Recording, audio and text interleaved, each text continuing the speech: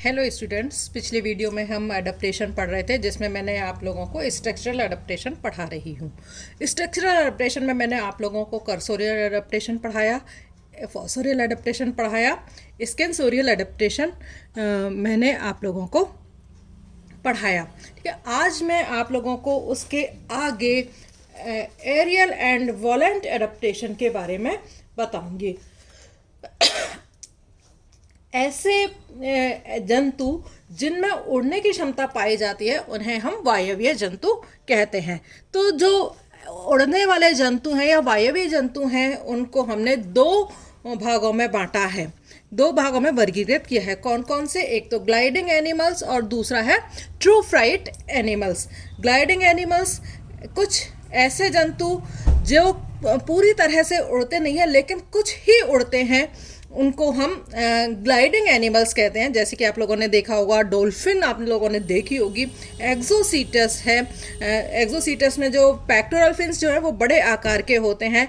Draco है, वो उड़ती है क्योंकि उसमें पटेजियास जो है वो पाए जाते हैं। और रिंकोफेरस है जिसमें कि वेब्ड फीट पाए जाते हैं, जिसकी वजह से वो उड़ पाते हैं। तो थोड़ा सा उड़ पाते हैं, ग्लाइडिंग ही कर पाते हैं हवा में। दूसरा है ट्रू फ्लाइट एडेप्टेशन। ऐसी ट्रू फ्लाइट एडेप्टेशन मीन्स वास्तविक उड़ान, जैसे कि कीटों में होती है, इंसेक्ट्स में होती है, रेप्टाइल्स टेरोडैक्टाइल रेप्टाइल्स में पाई जाती है, बर्ड्स में पाई जाती है और चमगादड़ में पाई जाती है। इसको हम ट्रू फ्लाइट एडेप्टेशन कहते हैं, जो दूर तक लंबे समय तक वो आराम से उड़ सकते हैं। ना उड़ने के लिए जो ऑर्गन्स शरीर के अंदर पाए जाते हैं एनिमल्स में, पटेजिया पाया जाता है, पेक्टोरल फिन्स जो है वो पाए जाते हैं और वेब्ड फीट जो है पाई जाती हैं। ये अडेप्टेशंस हुए हैं एनिमल्स के शरीर में उड़ने के लिए। तो ग्लाइडिंग करने वाले जो एनिमल्स होते हैं उनमें हवा रोकने के लिए एक सतह की आवश्यकता होती है। तो ड्रैको में ये काम कौन करता है? पटेजिया। पटेजिया का निर्माण किसके द्वारा होता है? त्वचा के वलन के द्वारा, फोल्डिंग्स ऑफ स्किन के द्वारा पटेजिया का निर्माण होता है। और इसको जो सपोर्ट प्रदान करने के लिए क्या पाई जाती हैं? पसलियां होती हैं, रिब्स होती हैं, जो कि इनको पटेजियाज को सपोर्ट करती हैं। तो फ्लाइंग लेमर में भी त्वचा के वलन के द्वारा ही पटेजियाज का निर्माण होता है। और ये पटेजियाज जो है नेक से लेकर टेल तक पाया जाता है और इनकी जो फिंगर्स होती हैं वो भी वेब्ड होती हैं। दूसरा है पेक्टोरल फिन्स, जैसे कि एक्सोसीटस फिश जो होती है उसके अंदर पाई जाती हैं। ये पानी के अंदर कई फीट ऊंचाई तक ग्लाइडिंग करने की इनके अंदर क्षमता होती है। और पेक्टोरल फिन्स जो है वो अत्यधिक लंबे होकर ग्लाइडिंग में सहायता करते हैं। वेब्ड फीट जैसे कि रिंकोफेरस में पाए जाते हैं, जालवत्पाद होते हैं जो कि ग्लाइडिंग में हेल्प करते हैं। नाउ ट्रू फ्लाइट एडेप्टेशन के क्या कैरेक्टरिस्टिक्स होते हैं? तो ट्रू फ्लाइट कैरेक्टरिस्टिक्स जैसे कि मैंने आपको बताया कि इंसेक्ट्स में, बर्ड्स में, उड़ने वाले जो रेप्टाइल्स होते हैं उनमें और चमगादड़ आदि में ट्रू फ्लाइट एडेप्टेशन पाया जाता है। खास बात क्या होती है? इनका शरीर जो है नौकाकार होता है और इसके अलावा इसके कारण उड़ते समय ये वायु के साथ प्रतिरोध उत्पन्न नहीं करता है। विंग्स जो है इनके अंदर पाए जाते हैं। इंसेक्ट्स में काइटिन द्वारा बने हुए विंग्स होते हैं। पक्षियों में अग्रपाद के रूपांतरण के द्वारा पंखों का निर्माण होता है और चमगादड़ में भी उड़ने के लिए पंखों का विकास होता है। इनमें जो मसल्स जो हैं, उड्डयन मसल्स, वो काफ़ी स्ट्रॉन्ग जो है होती हैं। इनके अंदर फीदर्स पाए जाते हैं। इनकी जो बोन्स हैं वो न्यूमेटिक होती हैं और जिसकी वजह से इनका जो शरीर का वेट है वो कम हो जाता है।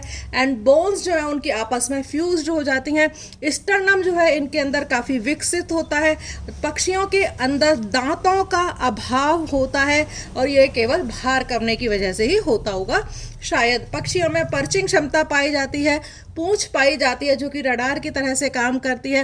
वो एयर सैक्स जो है बर्ड्स के अंदर पाए जाते हैं जिनमें वायु भरी होती है, जिसकी वजह से इनका शरीर हल्का होता है। यूरिनरी ब्लैडर जो है इनके अंदर अनुपस्थित होता है और इसके कारण इनमें मूत्र का जो कलेक्शन है वो नहीं होता है, जिससे कि भार के में इनके कमी आती है। तो यूरिनरी ब्लैडर भी जो है वो इनके अंदर नहीं पाया जाता है।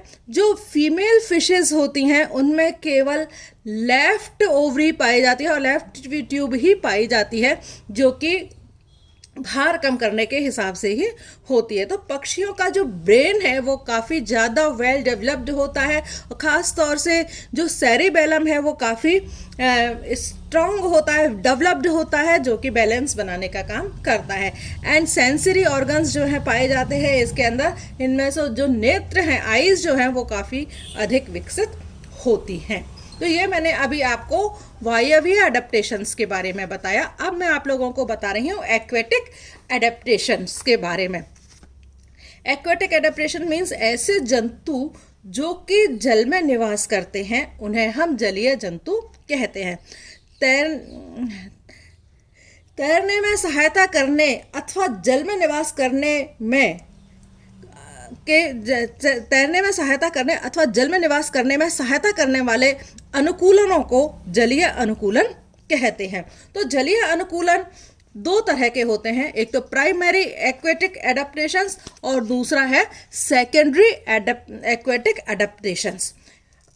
क्या डिफरेंस है दोनों में, प्राइमरी एक्वेटिक एडेप्टेशन और सेकेंडरी एक्वेटिक एडेप्टेशंस में? ऐसे एनिमल्स जिनके पूर्वज भी जलीय थे, वो स्वयं भी अभी जल में रहते हैं, इन्हें हम प्राइमरी एक्वेटिक एनिमल्स कहते हैं। और ऐसे एनिमल्स जो कि कभी कभी पानी के अंदर आते हैं उनको हम सेकेंडरी एक्वेटिक एडेप्टेशन कहते हैं। मीन्स वो पानी के अंदर भी रह सकते हैं और ज़मीन के ऊपर भी रह सकते हैं। ऐसे एनिमल्स को हम सेकेंडरी एक्वेटिक एनिमल्स कहते हैं। तो प्राइमरी एक्वेटिक एनिमल्स के अंदर क्या क्या अडेप्टेशंस हैं? इनकी बॉडी जो है वो स्ट्रीमलाइन हो जाती है, स्केल्स इनके ऊपर पाए जाते हैं जो कि पानी में सुरक्षा प्रदान करते हैं, एंड स्किन में जो म्यूकस ग्लैंड्स है वो पाई जाती हैं। इसके अलावा गिल्स पाए जाते हैं रेस्पिरेशन के लिए, इनके अंदर एयर ब्लैडर्स जो है वो पाए जाते हैं जो कि इस तरह से हाइड्रोस्टैटिक ऑर्गन की तरह से काम करते हैं। पेयर्ड फिन पाए जाते हैं, पेयर्ड और अनपेयर्ड फिन दोनों तरह के फिन्स जो है इनके अंदर पाए जाते हैं। एंड मछलियों में लेटरल लाइन सिस्टम जो है वो पूर्ण विकसित पाया जाता है, जो कि एक सेंसरी ऑर्गन होता है जो कि शरीर का संतुलन बनाए रखने का काम करता है। निक्टेटिंग मेम्ब्रेन आईज के ऊपर पाई जाती है और जल के भीतर भी देखने में ये सहायता करती है। नाउ सेकेंडरी एक्वेटिक एडेप्टेशंस मैंने आपको बताया, जो पानी में भी रह सकते हैं एनिमल्स और ज़मीन पर भी रह सकते हैं, और गिल्स के साथ साथ लंग्स के द्वारा भी श्वसन करते हैं। इस तरह के एडेप्टेशंस को सेकेंडरी एक्वेटिक एडेप्टेशन कहते हैं। तो ये विशेष परिस्थितियाँ, ये जलीय माध्यम में निवास करने, विशेष परिस्थितियों में ही ये जलीय माध्यम में निवास करने के लिए लौटते हैं। तो एम्फीबियंस जंतु आप लोगों को पता है, फ्रॉग वगैरह जो होते हैं वो पानी के अंदर भी रह सकते हैं, ज़मीन के अंदर भी क्रोकोडाइल्स हैं, पानी के अंदर भी रहते हैं, ज़मीन के अंदर भी रहते हैं। कछुआ है वो भी पानी के अंदर रहता है, ज़मीन के अंदर है। तो बहुत सारे ऐसे एग्जाम्पल्स हैं जिनके अंदर सेकेंडरी एक्वेटिक कैरेक्टरिस्टिक्स जो है पाए जाते हैं। वास्तव में ये स्थलीय जंतु होते हैं और इनमें थोड़ा सा जो है पार्शियल एक्वेटिक एडेप्टेशन इनके अंदर होता है। इनमें वेब्ड फीट पाई जाती हैं, लिटरली कंप्रेस्ड जो टेल है उसका इनके अंदर विकास होता है। गैलापागोस जो लिजार्ड है उसमें सेकेंडरी एक्वेटिक एडेप्टेशन जो है वो पाई जाती हैं। ये चट्टानी द्वीपों पर निवास करती हैं, लेकिन जलीय घास खाने के लिए ये पानी में तैरती हैं। रहती तो ये रॉक्स पर है, लेकिन घास खाने के लिए पानी के अंदर उतरती हैं ये। तो सेकेंडरी एक्वेटिक एनिमल्स जो है एम्फीबियंस में पाए जाते हैं, कुछ रेप्टाइल्स में पाए जाते हैं, कुछ बर्ड्स के अंदर भी इनके अंदर सेकेंडरी है, कुछ फिर जो मैमल्स हैं उनके अंदर भी ये सेकेंडरी एक्वेटिक कैरेक्टर्स जो है वो पाए जाते हैं। नाउ क्या अडेप्टेशंस कहाँ होते हैं? इनके बॉडी जो है इनकी धारा रेखित होती है, स्ट्रीमलाइन बॉडी होती है, एंड जो नेक है वो काफ़ी रिड्यूस्ड हो जाती है। एंड जो एक्वेटिक एनिमल्स होते हैं उनके जो ईयर पिन्नास का अभाव उनके अंदर होता है, और इनके जो नोस्ट्रिल्स हैं वो एंटीरियर अग्रस्त सिरे पर होते हैं, ताकि जो प्रॉथ को जल से बाहर निकालकर वो श्वसन कर सकें।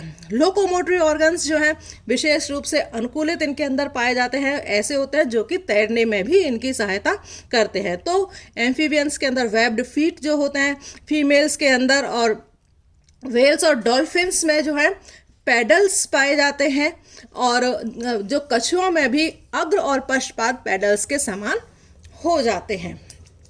ठीक है। नाउ इंटेग्यूमेंट्स जो है वह इनमें हेयर्स पाए जाते हैं, ग्रंथियों का अभाव होता है, डर्मिस के नीचे मोटा वसा का लेयर पाया जाता है और ये वसा की लेयर जो है टेम्परेचर कंट्रोल करने के काम में, टेम्परेचर रेगुलेशन के काम में ये आती है। रेस्पिरेशन जलीय जंतुओं में फिर लंग्स के द्वारा होता है एंड कुछ जंतुओं में सहायक जो श्वसन अंगों का भी विकास हो जाता है एंड इनका जो बाह्य नासा छिद्र होता है प्रौध के अग्रस्त सिरे पर स्थित होता है। स्केलेटन, जलीय जंतुओं का जो स्केलेटन है, अस्थियां हैं, वो काफ़ी हल्की होती हैं, इनमें कैल्शियम की कमी होती है। व्हेल की अस्थियों में तेल पाया जाता है जिससे उसका शरीर हल्का महसूस होता है। ठीक है। नाउ नेक्स्ट जो अडेप्टेशन अब मैं आप लोगों को पढ़ा रही हूँ, केव अडेप्टेशन। केव अडेप्टेशन मीन्स ऐसे जंतु जो कि गुफाओं में निवास करते हैं उन्हें गुफावासी जंतु कहते हैं और गुफा में रहने के लिए इनके शरीर के अंदर जो अनुकूलन होते हैं उनको हम गुफावासी अनुकूलन या केव अडेप्टेशंस उसको हम कहते हैं। तो गुफाओं के जो एनवायरमेंटल फैक्टर्स हैं वो काफ़ी भिन्न होते हैं क्योंकि गुफाओं में आप लोगों को पता है अंधकार होता है, बहुत ज़्यादा अंधेरा होता है एंड गुफा में रहने वाले एनिमल्स को शत्रुओं से भी आराम से सुरक्षा मिलती है। तो इस तरह से जो प्रतिस्पर्धा कंपटीशन की भी उनके अंदर कमी होती है, तो इसमें रहने के लिए जो अनुकूलन हो जाते हैं गुफा के अंदर, क्योंकि प्रकाश नहीं होता है तो रंजकता का अभाव इनके अंदर हो जाता है। तो पिगमेंट्स का जो है कमी इनके अंदर हो जाती है वातावरण में और इनका शरीर रंगहीन या हल्के रंग का होता है। For example Proteus, reduced eyes होती है क्योंकि अंधेरे में रहने के ये आदी हो जाते हैं तो दिखाई इनको रिड्यूस्ड आइज इनकी हो जाती हैं, जैसे कि ट्रिफ्लोटाइटन। एंड बॉडी जो है सिलेंड्रिकल बॉडी इनके अंदर होती है जैसे कि प्रोटियस। एंड जो अपेंडेजेस हैं इनमें अल्प विकसित अपेंडेजेस पाए जाते हैं एंड टैक्टाइल और सेकेंडरी ऑर्गन्स जो है स्पर्श संवेदी ऑर्गन्स जो है नेत्र अनुपस्थित होने के कारण दूसरे जो सेंस ऑर्गन्स हैं जैसे कि सूंघने वाला है, घ्राण संवेदी, वो स्पर्श संवेदी अंग इनके अंदर ज़्यादा विकसित हो जाते हैं। नाउ अब मैं आप लोगों को पढ़ा रही हूँ नेक्स्ट पैरासिटिक अडेप्टेशंस। जब एक प्राणी दूसरे प्राणी पर भोजन व आश्रय के लिए निर्भर होता है तब हम उसे पैरासाइट एनिमल कहते हैं। तो परजीवी जिस जंतु पर निवास करते हैं उसको हम परपोषी कहते हैं और परजीवी को परपोषी में निवास करने के लिए उनके अंदर अनेक संरचनात्मक परिवर्तन होते हैं और इन्हीं संरचनात्मक परिवर्तनों को हम पैरासिटिक एडेप्टेशन कहते हैं। तो पैरासिटिक एडेप्टेशन कौन कौन से हैं खास कि इनके अंदर जो इनका जो शारीरिक संगठन है, बॉडी ऑर्गेनाइजेशन जो है वो उनका काफ़ी सिंपल होता है एंड पैरासिटिक एनिमल्स में जो होस्ट में आसंजन करने के लिए इनके अंदर एडहेसिव ऑर्गन्स पाए जाते हैं जैसे कि फेशिया हेपेटिका में ओरल सकर्स पाए जाते हैं, एसिटेबुलम पाया जाता है, टीनिया सोलियम में स्कोलेक्स पाया जाता है जो कि इनको चिपकने में सहायता, होस्ट से चिपकने में सहायता करते हैं। और एंडोपैरासाइट्स की जो बॉडी वॉल होती है उसमें क्यूटिकल पाई जाती है और ये क्यूटिकल जो है होस्ट के जो एंजाइम्स होते हैं उनसे उनको सुरक्षा प्रदान करती है। एंडोपैरासाइट्स में सेंसरी ऑर्गन्स का अभाव होता है, डाइजेस्टिव सिस्टम जो है कम विकसित होता है या अनुपस्थिति होता है केवल क्योंकि ये डाइजेस्टेड फूड ही लेते हैं, लेकिन इनका रिप्रोडक्टिव सिस्टम जो होता है वो काफ़ी जटिल होता है और विकसित होता है। तो ज़्यादातर जो परजीवी होते हैं उनमें हर्मोफ्रोडाइट अवस्था जो है वो पाई जाती है। उभयलिंगी होते हैं, रिप्रोडक्टिव रेट जो है इनके अंदर बहुत ज़्यादा होती है और इनका जो जीवन लाइफ साइकिल जो है वो काफ़ी कॉम्प्लेक्स होती है और इनकी जो लाइफ साइकिल है कई सारे एनिमल्स में जा कर के पूरी होती है। मीन्स इनके होस्ट जो है वो 2 या 2 से ज़्यादा इनके होस्ट हो सकते हैं। रेस्पिरेशन जो है इनमें ऑक्सी और अनऑक्सी और एनॉर्बिक और ऑक्सी और अनॉक्सी दोनों तरह का रेस्पिरेशन जो है इनके अंदर पाया जाता है।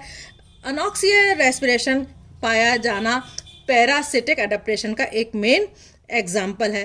परजीवी जंतु जीवित होने के कारण इनमें जो तंत्रिका तंत्र है, जीवन परजीवी जीवन होने की वजह से इनका जो नर्वस सिस्टम है वो इनमें काफ़ी कम विकसित होता है और इनके सेंस ऑर्गन्स भी जो हैं काफ़ी कम विकसित होते हैं।